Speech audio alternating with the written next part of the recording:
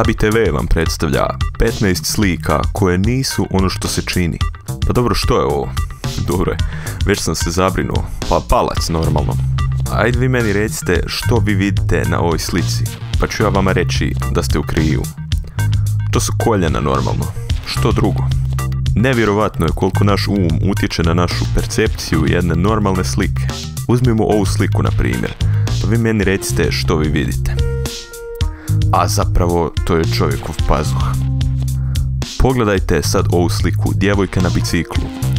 Ova cura mirno vozi svoj bicikl, ni ne sluti da bi mogla izgledati neprimjereno. Mislim da je sic na biciklu druge boje ne bih ništa rekao, ali ovako mi je malo sumnjivo na prvu.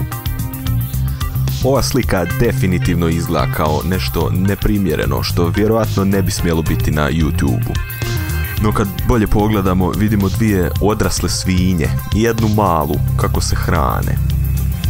Pazi sad, misliš ajde u prirodi sam, izašao sam van malo da udahnem svjež zrak, da prestanem misliti na ovaj internet, nema šanse da vidim nešto neprimjereno. Kad ono, eto ti prirode. Ova slika na primjer, dekolte, žena nosi crnu haljinu. Ako vidite tako nešto, vjerojatno niste jedini. Inače, to je savinuti komad papira na uzici. Ili ovo, djevojka puše balone i to je to. Nemoj mi reći da vidiš nešto drugo na ovoj slici. To što ona ne nosi odjeću nije bitno.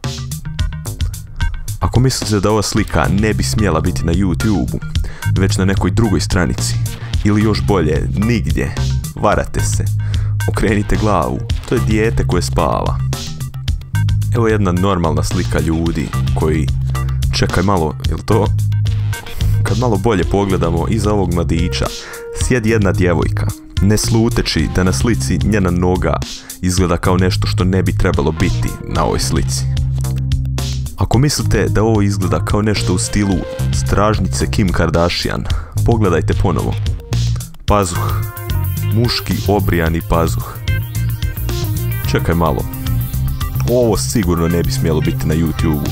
Žena u kadi sa jako velikim laktovima. Da, a to su njeni laktovi. To sam i mislio. Jedan mladi par i njihov bicikl.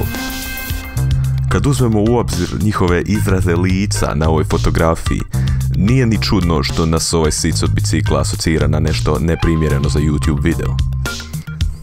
Isuse Kriste, šta je ovo? Čovjekova glava. Čovjekova glava. To je čovjek koji leži pored svoje male bebe. Ništa čudno. Ova djevojka na izgled ima jako dlakave ruke. Kada pogledate bolje vidite to je zapravo noga muškarca koji sjedi pored nje. Ako vam se svidio ovaj video, dajte nam jedan like, ostavite komentar i pretplatite se na naš kanal za još ovakvih videa.